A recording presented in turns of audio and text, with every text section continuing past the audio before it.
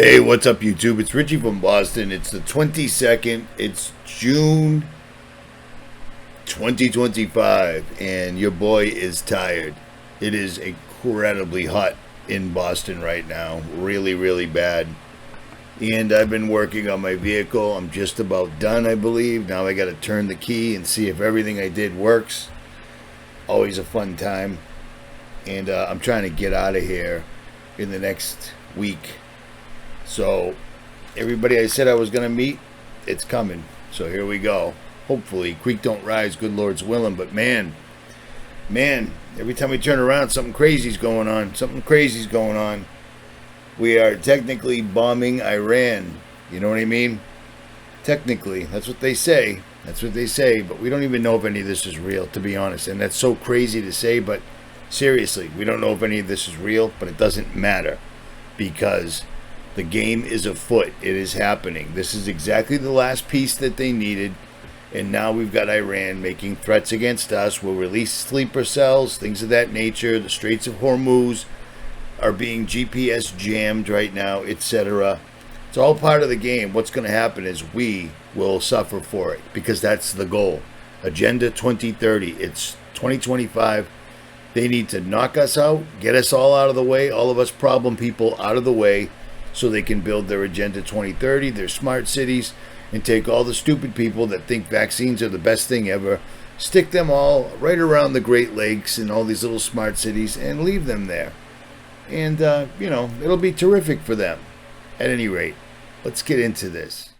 So I'm going to show you a video from a channel called the Infographics Show, and they've got 15 million subscribers, and he recently, exactly the same time as the strikes on Iran, released this video called "This is how the U.S. will respond if we are invaded."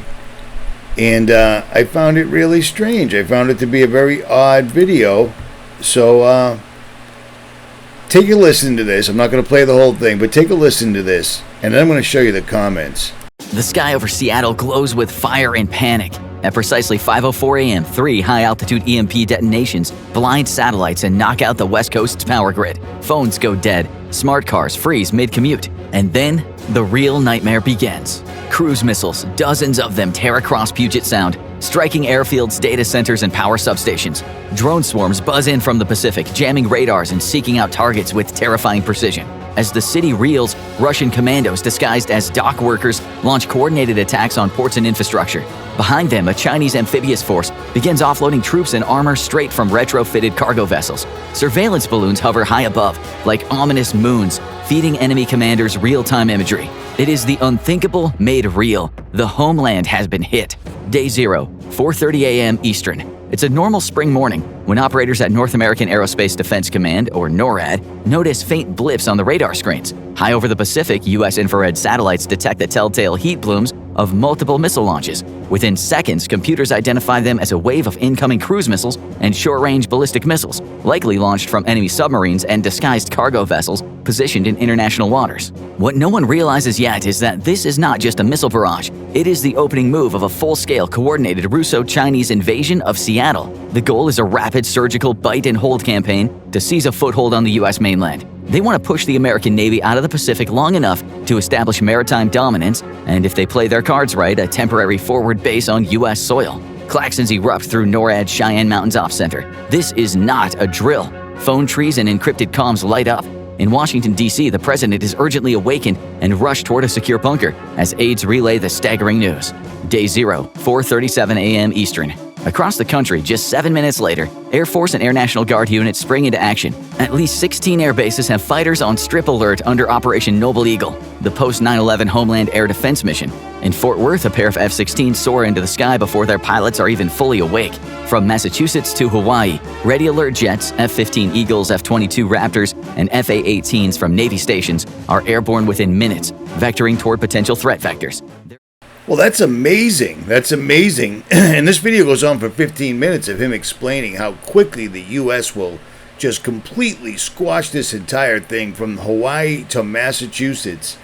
And, none of that's real because they had 2 hours with the 9/11 planes in the skies to figure things out.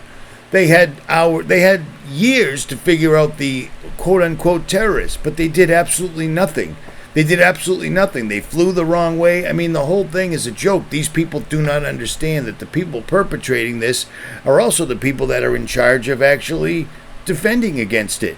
And the funniest, craziest thing about this is looking at the comment section of this video, because I figured I'd see a lot more people that actually understood what was going on and what the actual purpose of this entire thing was.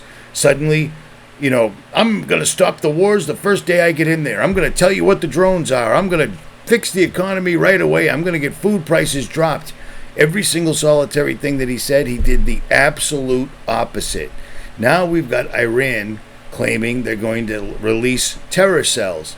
So that allows anybody that wants to pretend they're an Iranian terror cell to commit terror, correct? This is an incredible setup, and for someone with 15 million, it makes me believe that this channel that I've never heard of until this video happened to pop up in my feed probably works for the United States Army Division of PSYOPs, the one that I talked about before, and then, strangely enough, very shortly after, all my channels disappeared. But let's look at the comment section real quick, shall we?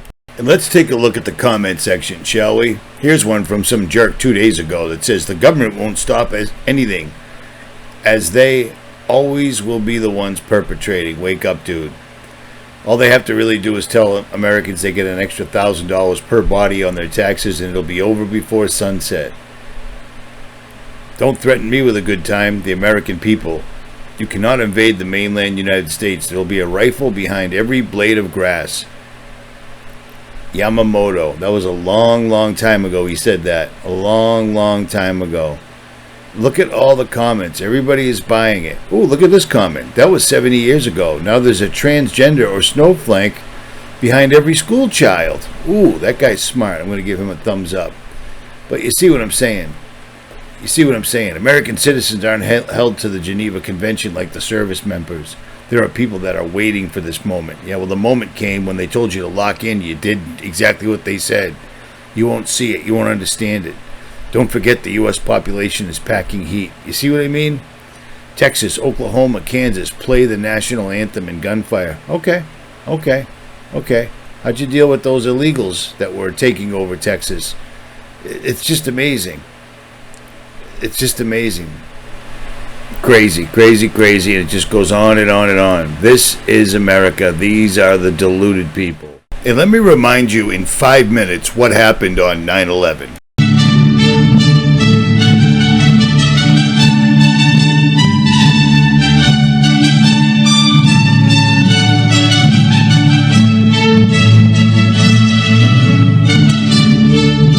On the morning of September 11th, 2001, 19 men armed with box cutters, directed by a man on dialysis in a cave fortress halfway around the world using a satellite phone and a laptop, directed the most sophisticated penetration of the most heavily defended airspace in the world, overpowering the passengers and the military combat-trained pilots on 4 commercial aircraft before flying those planes wildly off course for over an hour without being molested by a single fighter interceptor.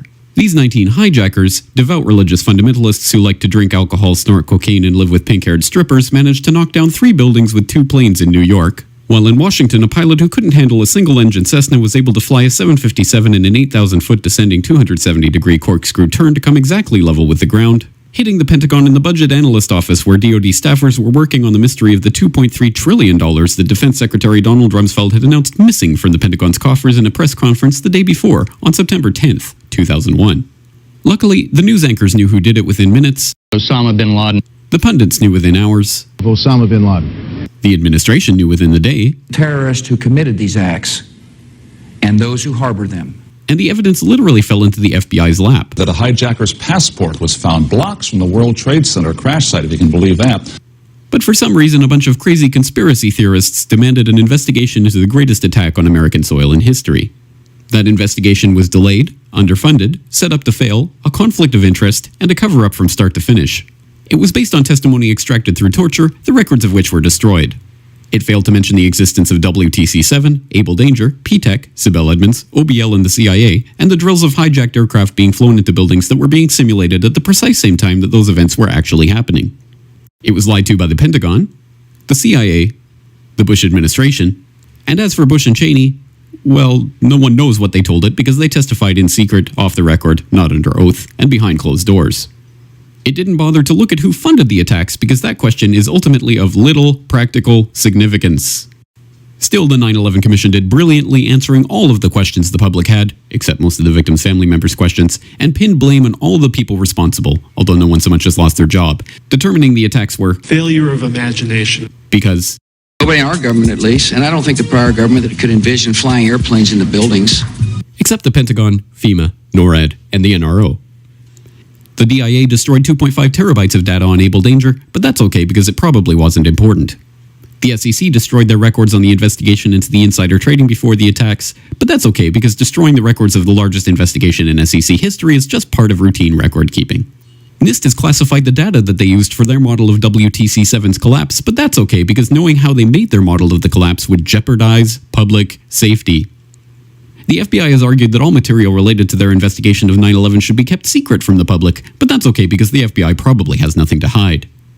This man never existed, nor is anything he had to say worthy of your attention, and if you say otherwise, you are a paranoid conspiracy theorist and deserve to be shunned by all of humanity.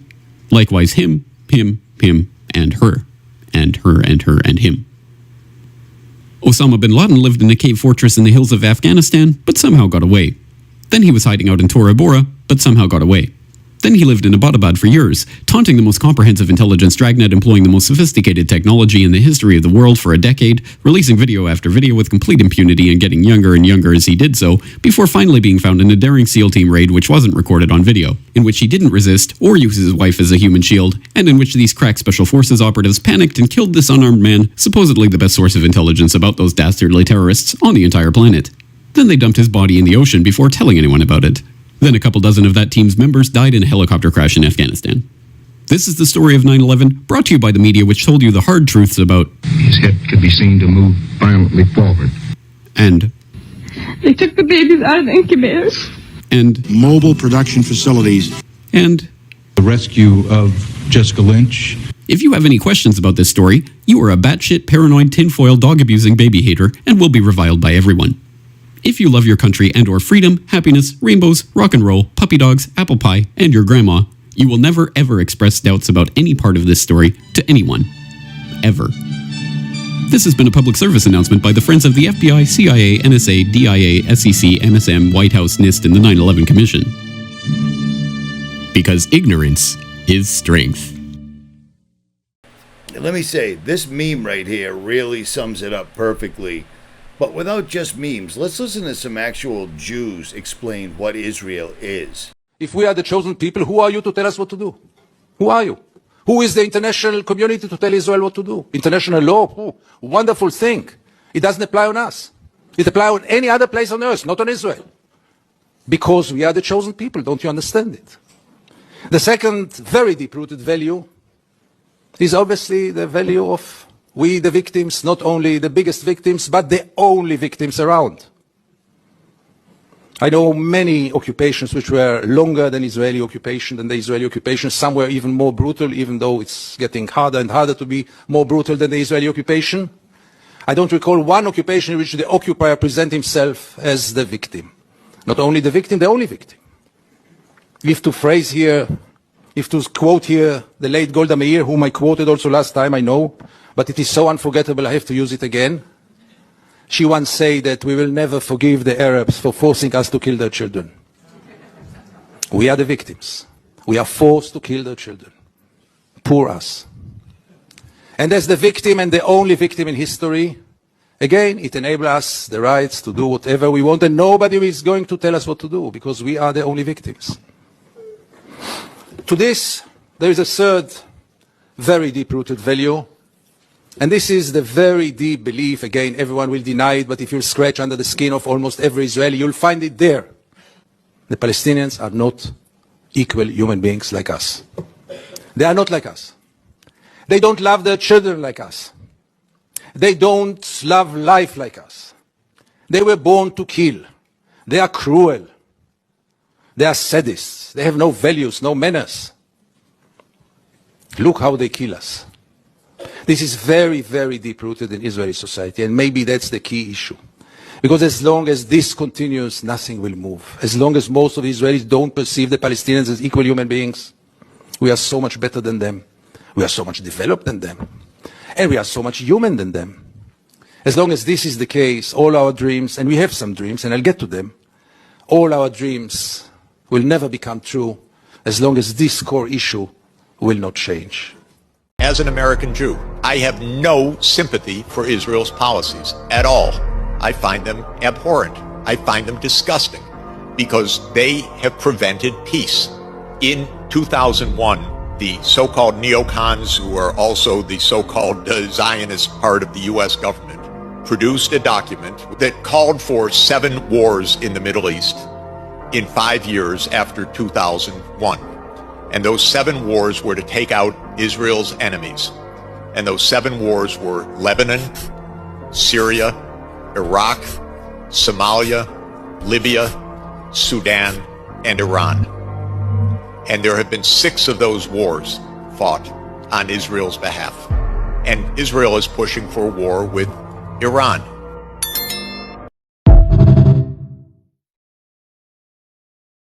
So while the massive amount of Americans right now walk around going bomb, bomb, bomb, bomb, bomb Iran, cool, that's cool. And while they're making videos saying how quickly America will take over the country once it gets attacked, I just find it strange that this whole thing is what happens when there is an invasion. And it shows China, it shows Russia, it shows Iranians, etc., so forth and so on. This all has to play out. This is all playing out whether we like it or not. It just doesn't matter. And it's astonishing that the people that say they'll stand up don't even know what's going on. How do you stand up and fight your enemy when you don't understand who your enemy even is? That was the point of my entire channel and so many other YouTubers over the years, showing the documentation, showing the proof, showing the patents, showing the clips, showing these politicians saying this stuff, and people just don't get it. Well, this is what Israel thinks of Christians. You know, it blows me away that Israel's our biggest ally. What has Israel ever done for us besides get us in wars, take massive amounts of your tax dollars daily, and then kill people in the most sadistic ways possible, and nobody seems to care or notice? It's just all no big deal. And this entire thing started with the flimsiest hoax ever. At least 9/11 started with a serious bang because Israeli agents were really good at their jobs.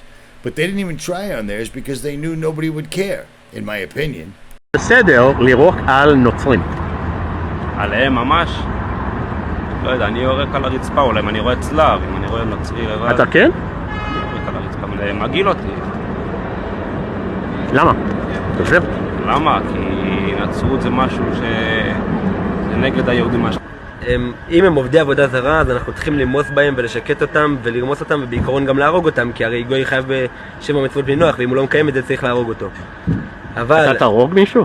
אם הייתי יכול, הייתי מאוד שמח לעשות את זה, אבל אין לנו בית דין, אז אנחנו לא יכולים לעשות את זה. שמאמין שהאלוהים שלי הוא חלק מאיש, אז צריך להרוג אותו. מי שמזלזל באלוהים שלי, אז אני אהרוג אותו. אז זה לא, אבל זה תפקיד שלכם, להרוג או לרעוק, זה לא התפקיד של אלוקים?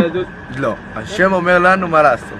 תפקידה בעולם זה לעשות טוב, לגרום שהעולם יהיה נקי. כן. אז כל בן אדם שיאמין באיזה בן זונה אחד. אבל איזה כתוב? אבל איפה זה כתוב? איפה זה כתוב בגמרא? אתה רוצה להביא גמרא? אנחנו יכולים להביא גמרא ולראות. אבל מישהו שעובר שהוא נוצרי, הוא לא עושה את זה יום יום. זה ממש כמו יריקה בפרצוף, הוא נמצא כאן בבית של אלוקים, והוא בא ויורק עליו, הוא מתייחס אליו בצורה שגויה ביותר, בצורה שזה ממש כמו יריקה. לכן זה ממש... זה שהם קיימים. אני לא נכנס עכשיו לנידון אם צריך ירוק או לא צריך ירוק, אבל עצם זה שבן אדם בא נכנס, אז הוא נכנס, זה כמו שהוא יורק לאבא שלך בפרצוף. אבל הוא חי פה. זה לא משנה. אם הוא עכשיו...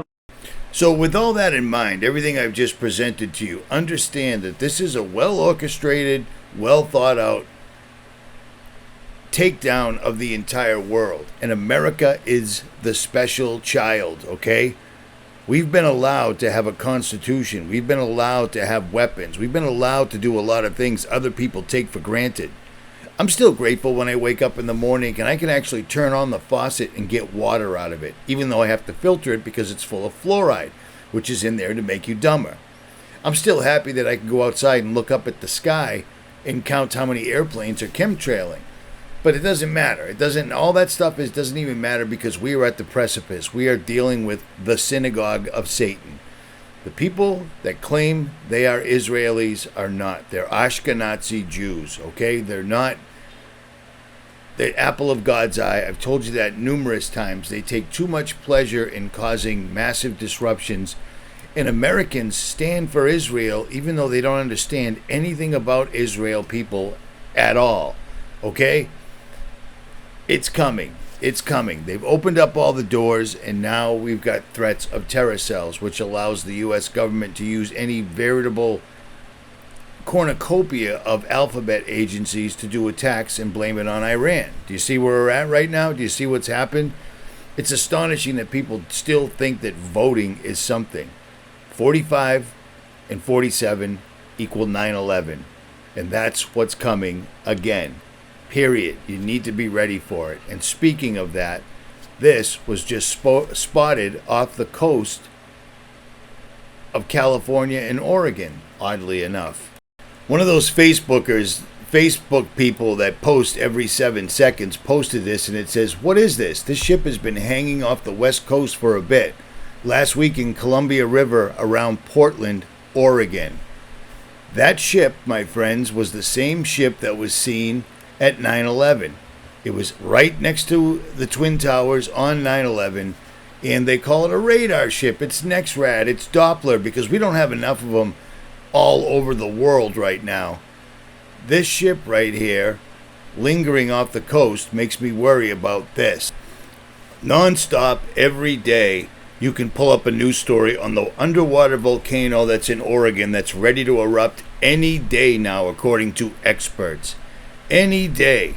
So bear that in mind. If this thing has been in the Columbia River Sound and off the coast in Oregon, what do you think they're getting ready to do?